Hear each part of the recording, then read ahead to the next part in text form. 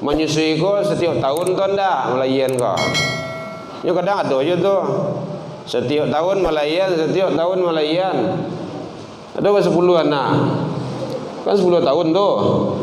Susah je untuk puasa tu. Maka itu halangan syariat. Kepada Allah tak kembali lagi.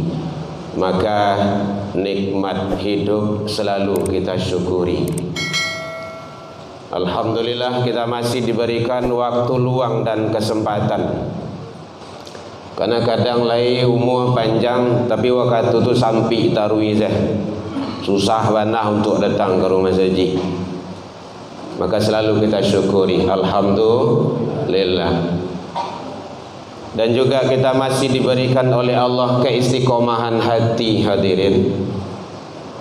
Karena istiqomah ini berat, tantangannya banyak, tapi balasannya di sisi Allah juga besar. Innal ladzina qalu rabbunallah tsumma istaqamu, istiqomah. Sesungguhnya orang-orang yang menyatakan Tuhan kami ialah Allah, kemudian dia istiqomah, tatanazzalu alaihimul malaika alla takhafu wa la tahzanu wa abshiru bil jannah. Itu dia. Jadi bagi hamba yang istiqomah, balasannya adalah surga yang menunggu. Istiqomah menjaga solat, istiqomah solat berjemaah. Kami lain solat pak, tapi jamaah kurang, kan gitu. Istiqomah, istiqomah hadir di majelis ilmu. Kadang siap solat langsung pulang, padahal majelis ilmu ada, dan itu tidak lama. Padahal duduk di majelis ilmu itu luar biasa. Kemudian Allahumma salli wa sallim ala nabiyyina Muhammad sallallahu alaihi wasallam. Selalu kita selawat kepada Nabi dan Rasul junjungan alam sebagai uswah bagi kita. Semoga kita diizinkan Allah mendapat syafaat dari sang baginda Rasul. Amin.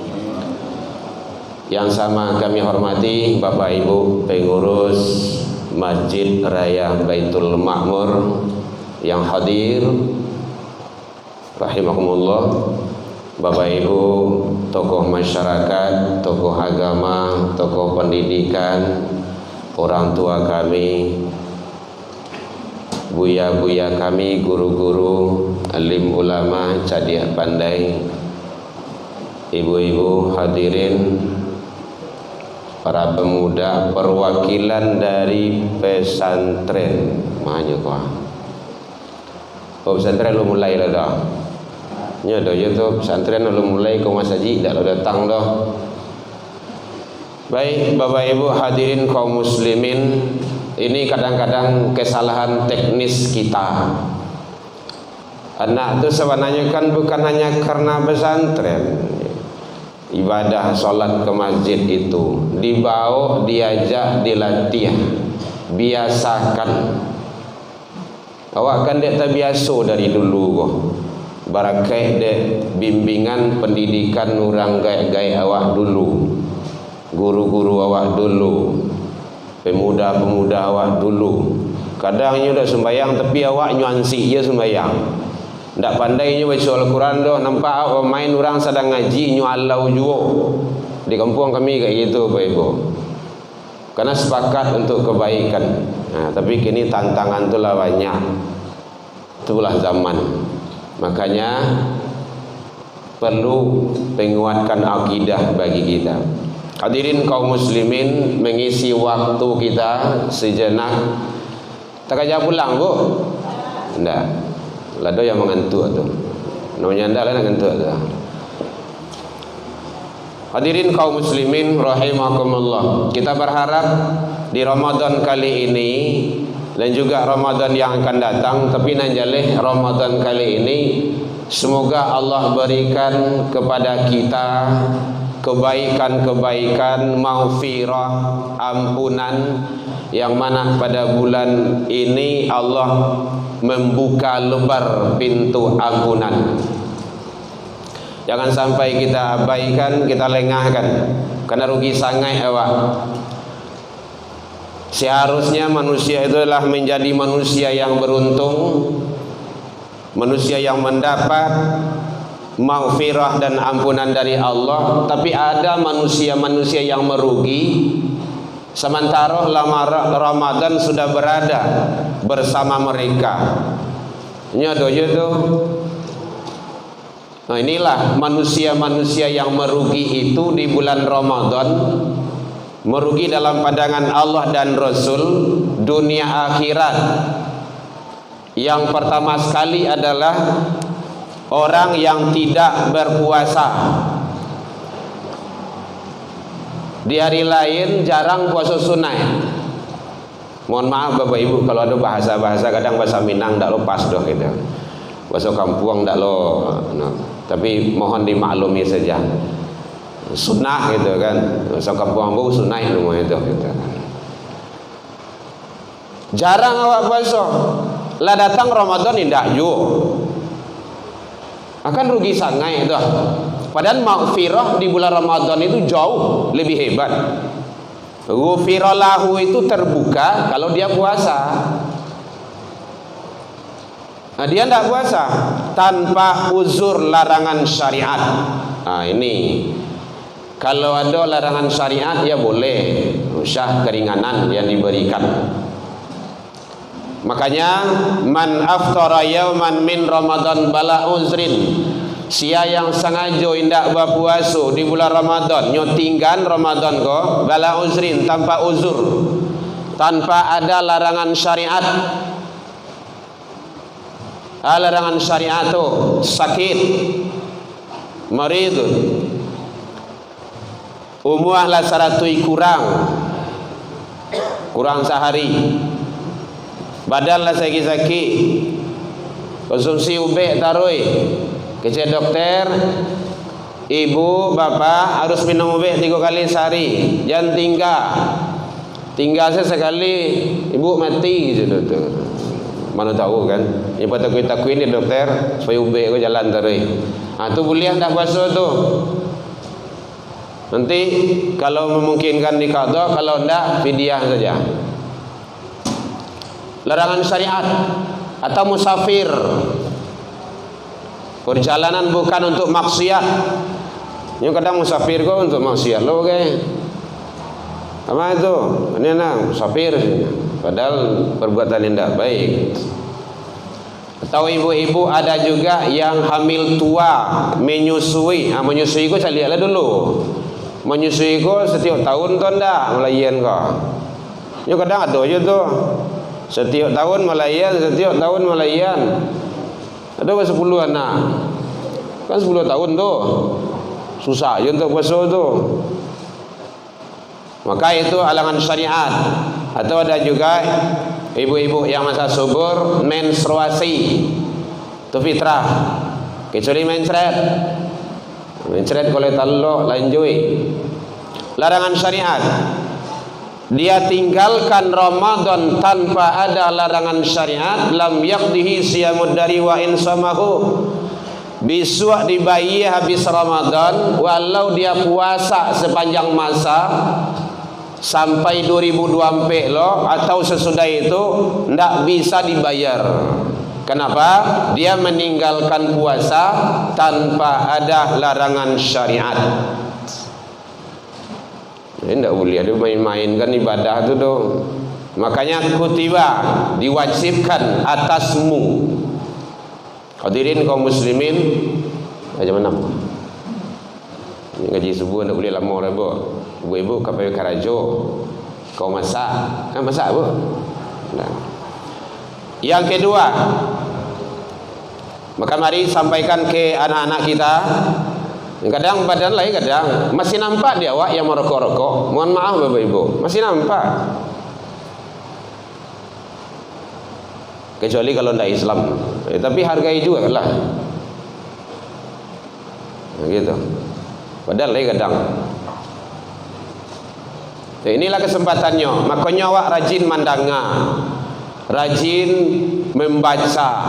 Setidaknya kalau tidak mungkin awak duduk di bangku pendidikan, di bangku sekolah, menengah-menengah kajian di masjid, di musola, majelis ilmu, supaya bertambah-tambah juga pengetahuan awak, ilmu untuk beribadah. Karena beribadah tanpa ilmu ditolak.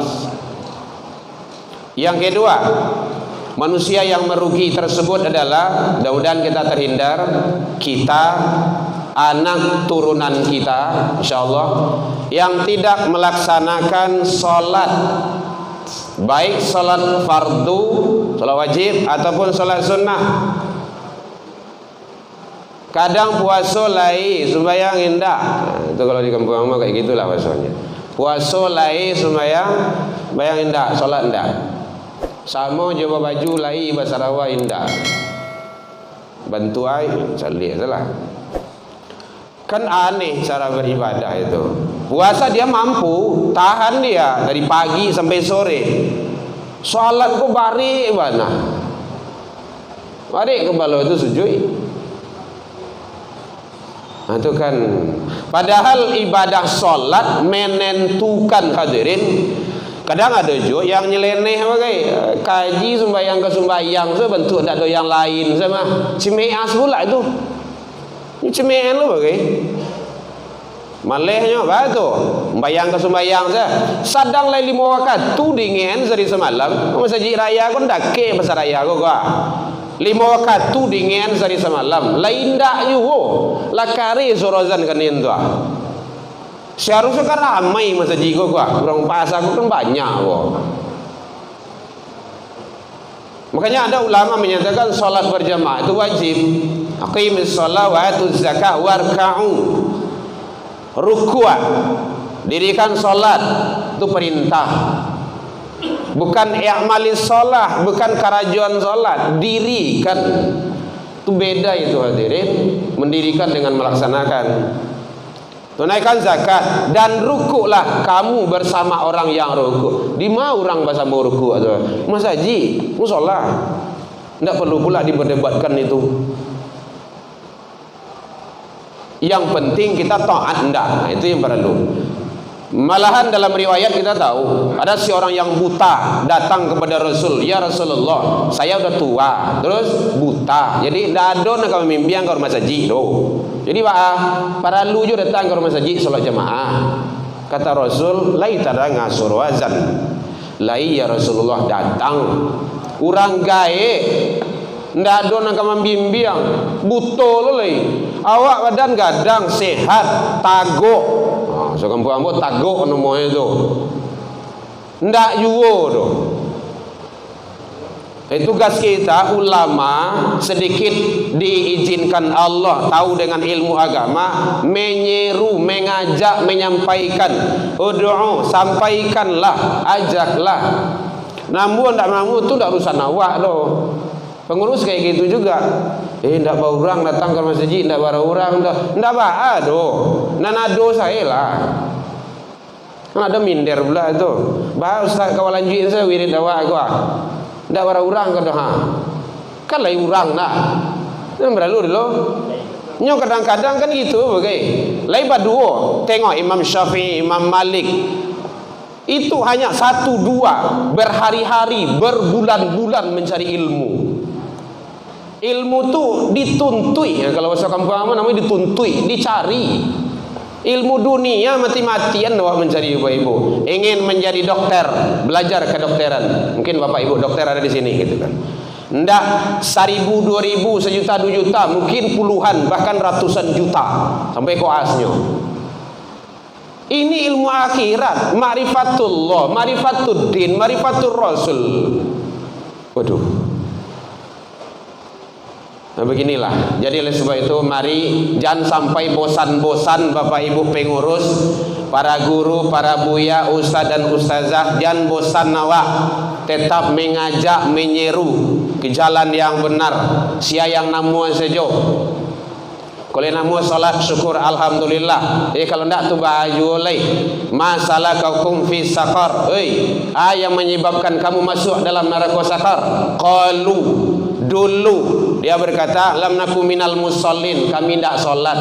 Rumah kan dake cuma masjid raya Baitul Makmur, iyo rumah lai dake. Itu bah sembayang indah itu. Kau lanci-lancian rumah mah, iyo. Itu bah aja lah. Menyasa. Jadi kesempatan di awak kini masih hidup diberikan oleh Allah. Jadi sampai yang ke anak awak, cucu awak, jangan sampai meninggalkan. Jangankan meninggalkan, mengabaikan solat saja tidak boleh. Mengabaikan. Berang calian berang awak tu kalau ada anak awak yang tidak solat, kau tidak bapak dia saya. Nah, tu lah masuk kampung, tu lah. Pembiaran yang banyak kini kau. Awak baik ke rumah saji, anak bermain di luar tu, apa biasanya? Nak sembahyang lah, yo pa, yo ma saja. Yo pa, yo ma, tapi awak taruh saya. Nah, biko kadang lain solat di ujung waktu tu. Kadang tak solat begitu. Perlombaan kalau ndak menjelang buka puasa, ndak dia dondo. Sering nampak kayak gitu. Ashabi, maghrib lewat, subuh kadang-kadang, isya pun. Kalau capean pulang mah, subuh lewat doh. Jadi oleh sebab itu, padahal solat hadirin, solat menentukan situasi kondisi seseorang hamba di hadapan Allah. Bajale-jale Nabi mengecek jo anak kandung seorang Fatimah solat. Solat sayang, saya Rasulullah bapakmu ndak bisa menolong di akhirat kalau engkau ndak solat. Bajale-jale Rasulullah, apa yang tak bisa? Kan bisa saja Nabi ngomong, Fatimah, tenang saja, nanti di akhirat ada papi. Bisa kan? Bisa. Kan Habibullah. Tapi enggak. Makanya Rasul menyampaikan bahwa pertama kali nanti diperiksa di akhirat, di hari kiamat adalah solat. Jadi biarlah selalu solat tu dingin darui. Jadi tukang azan kau dapat karyan mic tu setelah indah.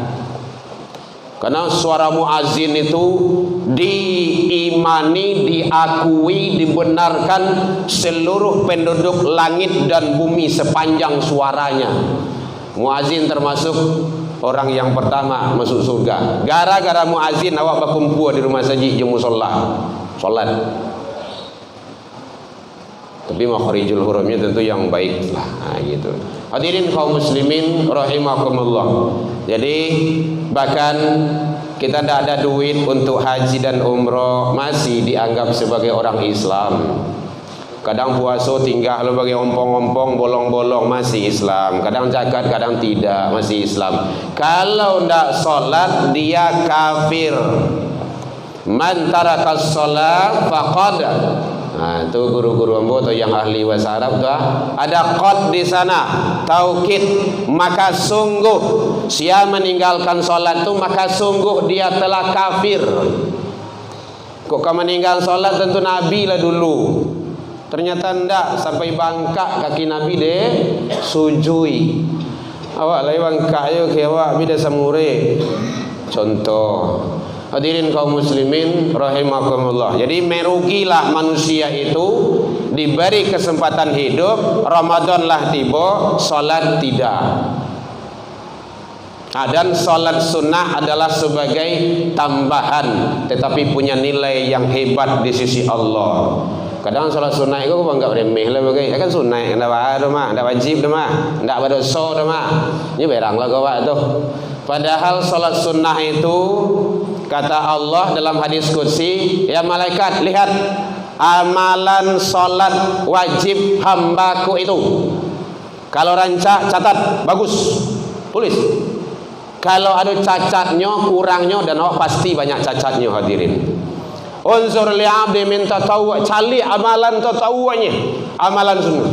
Fa in kana jika ada di amalan salat sunnah, tutupi kekurangan yang terjadi pada amalan wajib salat hambaku itu. Itulah kalau di Minang kok kurang-kurang itu kuat, kok sentiang-sentiang dibilai. Akan hebat tuh salat sunnah itu. Jadi sholat sunnah jangan diabaikan. Di sini hebat, alarm kita berapa menit? 8, 10. Jangan cepat-cepat. Nyo do cuma saji jumu solaku tak kaja-kaja oke. Nyo yang tak boleh melalaikan ibadah. Tapi dalam ibadah tak boleh terkaja-kaja. Tak kaja-kaja tuh kalau di Minang, tak kaja-kaja. Jangan keburu-buru. Iqamat 5 menit setelah azan. Azan saya 3 menit. Mau untuk sholat sunnah lah. Tiba sikolah sasangok lah jemaah. Kalau berang-berang tak kajaban lah mau. Orang sholat sunnah nyulang kamai dah. Gitu. Kasih kesempatan lah jemaah itu ibadah. Silakan Bapak Ibu lihat itu di Masjidil Haram 30 menit. Lama, banyak ibadah yang bisa kita lakukan. Masuk masjid, tahiyatul masjid, sholat sunnah wudu sebelum subuh. Kan hebat itu. Ini sholat-sholat sunnah yang lainnya. Jadi oleh sebab itu hadirin, mari kita pesankan terhadap diri kita, terhadap anak turunan kita, keluarga kita, jangan sampai ibadah solat diabaikan. Jangankan ditinggalkan, diabaikan saja tidak boleh. Mudah-mudahan Allah memberikan yang terbaik kepada kita. Yang terakhir, kolupo-lupo bengean, talampuk-lampuk bersingkoan, zakatul fitrah jangan supo Bapak Ibu. Nyo dek sibuk kok, sibuk karayo. Ada yang lupa lagi, karena memang kita pernah ditelepon, lupa membayar zakat fitrah, lah saudara yo baru telepon, gitu. Baik tu, aku persiapan rayo, kue rayo, baju abang anak rayo, rumah rayo, oto rayo, kasau dah lahir rayo. Kau kamu mudik lah bagai, mudik boleh ke ni kau? Tidak, pulang kampung yang boleh anak, mudik tak boleh dah. Nyo ado-ado saya, lupa akhirnya. Maka kalau dari segi hukum awal Ramadan itu sudah boleh hukumnya. Gitu. Nanti wajibnya sebelum khatib naik mimbar. Tapi jangan kaja-kaja kayak gitu. Kalang kabut beko panitia dan pengurus. Syahrul Ramadan mu'allakun bainas sama wa wal ard. Ramadan seseorang tergantung antara langit dan bumi. Ndak naik, ndak lo turun. Yu'adiyun sadaqatul fitrah, sebelum ditunaikan zakat fitrah. Jadi zakat fitrah itu penentu juga dalam ibadah kita. Tentu itu namanya diawali tadi kok lupo beingian talampuk-lampuk bersingkuhan. Baranya tanya sama panitia dan pengurus. Gitu. Baik Bapak Ibu, demikian saja. Allahu minkum ilal liqa. Salah ke Allah kita taubat, salah ke manusia saling maaf memaafkan. Lain dimaafkan Bapak Ibu hadirin. Alhamdulillah jauh dari itu kita juga sudah saling maaf memaafkan. Ilal liqa fastabiqul khairat wabillahi taufiq wal hidayah. Wassalamualaikum warahmatullahi wabarakatuh.